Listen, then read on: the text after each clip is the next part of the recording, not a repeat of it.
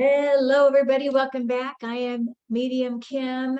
Thank you for joining me on this video. Thank you for spending a little time here in this moment, this present moment that we share together. So today I'd like to talk about psychic development, just a little bit about it. Of course, we could talk for years, probably, but just like, why would we want to develop our psychic senses, our sensitivities? Well, it dawned on me over the weekend. I was playing dominoes with my son and his dad, who's here visiting and still here. And I was noticing that in my mind's eye, I was seeing their dominoes. And it was just like, oh my gosh, this is so much fun. I can see that, not that I'm trying to cheat, and because I would just say, well, I think you have a bunch of twos, I think you have a bunch of fours, And they were like, would you look at my dominoes? But how fun is that? It's not, I mean, yes, it's kind of fun to do that, but also it's more than that. It's more than just fun, even though it is fun. And I am going to have a fun psychic development practice circle starting tomorrow, Tuesday. So you might want to check that out. But also, why else do we want to develop our psychic senses? One is it can lead us from danger. It can lead us to the right place. It can lead us to the right job. It can lead us to the right place to live. It can lead us to the right house, the right partner. So it can bring us forward to something. It can also pull us away. So we'll get that yes, no feeling. And if you know what that feels like in your body, if you know what that yes feels like, or what the no feels like, or if you have a sensitive nose, you might smell something not pleasant when you're thinking about, I used to get this, by the way, thinking about Trump, or, that ex-president. I used to smell the S word, okay, the poopy word. I used to smell that when I think about him. And so, I mean, it's no good.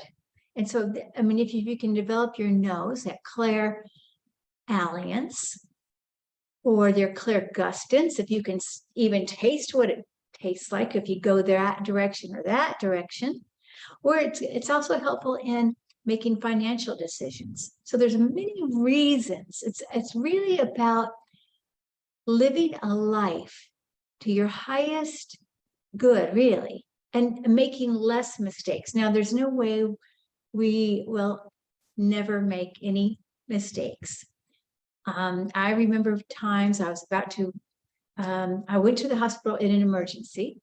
I had an ectopic pregnancy, and the doctor said, well, we can give you this medicine. And this was in the middle of the night. We can give you this medicine and it will probably work and, get rid of the pregnancy, or we can do surgery. And I knew it was in the middle of the night, and I didn't want to ask him to do surgery, even though in my mind I heard, no, I need the surgery. But I wanted to be nice, and I took the medicine and it didn't work, right? So then I was back, I don't know, a week or two later, and then I had to have surgery. So, when we have a better trust of our intuitive skills and our guidance, even though I knew I was making the wrong decision, but I did it because just in case, right? And I wanted to be compliant with the doctor in a certain way. I mean, because that could have been very much of a life-threatening situation. Just like my son, when he's driving, he sometimes feels a spirit on his side telling him which lane to go or when to move. Now, my son's, I will say, he's a fast driver. He drives a little sporty car, and I mean, it scares me. I don't, it's very scary when I'm in the car with him. But I know my dad in spirit has told me that he's on his right side and helps him drive at times. So all these things, see, my son is feeling his presence and moving over because he's listening to the spirit. So all these things can really help us in our life. I have our life goals, right? What's our life purpose? What's our life goals? So if you feel into your life, why am I here? What's my purpose? Where should I go next? Feel how that feels in your body. If you already have done it, pretend I've already done it. How does that feel?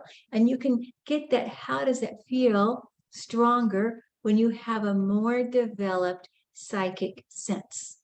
So, and our sensitivities come during meditation. We increase our sensitivities because as we go into the quiet, then we become more aware, one, of ourselves, and then also of our auric field in our environment, our spiritual environment. And I think the goal is for development is not to be interacting, but to be observing what's happening. Observe yourself, observe the spirit. And this helps develop the psychic sensitivities. So also it's very, very important, just for our protection. We don't want to go into a dangerous environment, whether it be people, or maybe there's going to be bad weather, or maybe there's going to be a wreck down the freeway, or maybe there's going to be something happening in that store or that school or something like that. So we want to follow our psychic senses in our bodies. So, there's a lot of reasons to develop. So anyway, I want to just invite you to think about that for yourself and what does it mean to you. I'd love to hear your stories too, your psychic mishaps or your psychic aha, yes, I did it right because I listened to my intuition. I would love to hear it in the comments below. And also, of course, if you're interested in joining us in the no experience necessary fun psychic games. I would say it's not necessarily games, but it's exercises. It's a workout of your psychic senses that starts tomorrow. And so I hope you would consider joining us.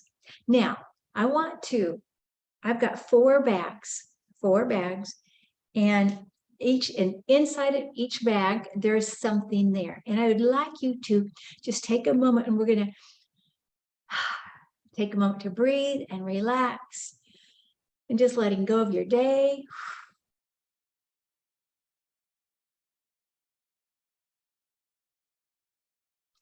And breathing in the power, your power center, that solar plexus and your heart. So this is going to feel, you're going to feel into the bag a bit. You're going to feel with me as I hold up each one, and I'll be thinking it, feeling it, smelling it, and all that, so that you can also invigorate those senses. Okay.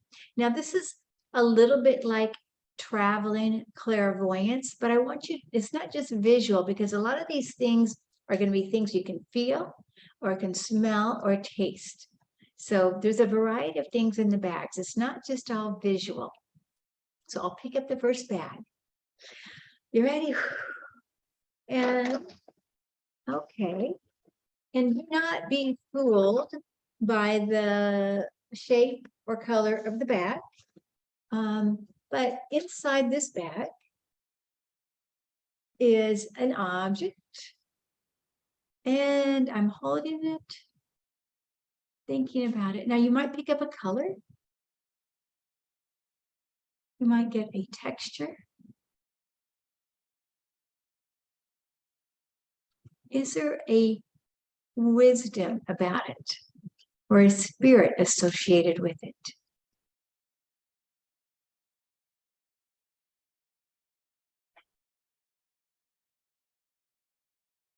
Texture, color. Is there a spirit with it? And I'll put the bag down now, so you can just keep that in your mind.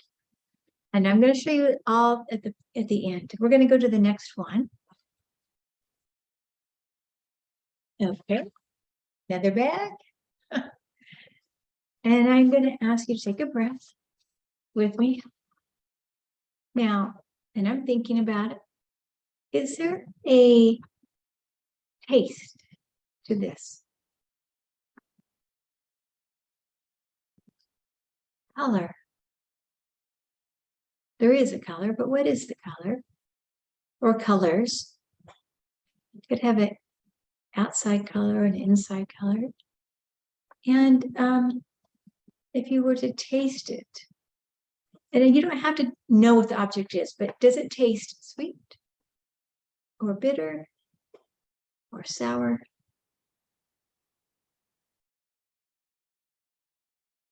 And what is the texture? If you were to taste it, but also texture with your fingers to touch it, texture to taste it. Okay, we're going to move on. All right. And here's one more. This is on the big side, but it's light. And this one would have a color. It would have a shape. It would have purpose. What is the purpose of this? Color, shape, purpose, and texture. What would the texture be if you were to touch it?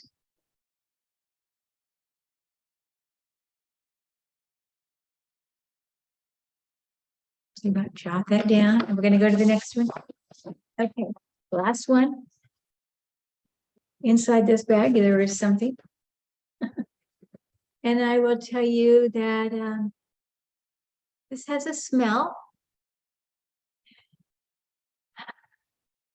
So see, if you're noticing a smell, you just imagine that you're moving your awareness to the inside of this bag. And also there's a color, a smell, a taste. The container itself has a color too. And there would be a purpose as well. And in the taste, is it bitter, sweet, sour?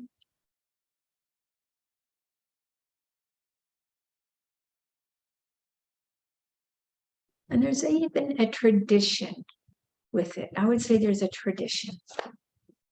Okay, so I'm going to reveal the reveal. The first bag, you wrote this down. It was a amethyst, so it would have been a hard texture. Now, if you don't get amethyst, that's fine. It's the idea that you got hard, heavy. Maybe you got purple. Maybe you got white. Maybe you got gray. So that would be the first bag. And it's not, again, it's not about identifying the object as it is about, is describing it. The second bag is a small watermelon. It does have a couple different colors because there's yellow, green, and there's red inside. Of course, and it would be sweet, hard on the outside, but a little bit soft, soft on the inside. So again, you don't have to know the word watermelon, but if you got anything at all, give yourself a aha, yay, yay. You get points for anything at all that you get. All right. Then the third one is a beautiful, this is a dog toy that's for Christmas for Isabella. Yeah, isn't that cute? It's called the Mighty dog toy, Mighty Dog. But anyway, so this would have texture, of course, color, purpose would be for playing with, but you also might, if you got a pig, then there would be a lot of things around that. It could be a pet, could be a friend, could be a whole story, the Three Little Pigs. But again, it's not the idea of naming it, it's the idea of getting anything about it. That's what we're working on. And then the last bag was coffee. So coffee, of course, it has a taste, a smell. It has a tradition of drinking in the morning. It has tradition, maybe of the Ecuadorian farmers or wherever this was grown. I'm not sure where this was grown. But anyway, So, and you might even think, well, my grandparents always drink coffee or something like that. So I don't know if you got anything at all, let me know, put it in the below. And if you didn't get anything, that's okay, because this is a little bit hard. I don't know that I could get any of it, but I thought I'd throw that out there for you guys to try and practice. We haven't done that in a long time. All right. Just sending you guys much love. And Wednesday, I'll be on for readings. That'll be at 4 p.m. Central Time. Then next week, we do healings. And the week we do readings, healing, readings, healing.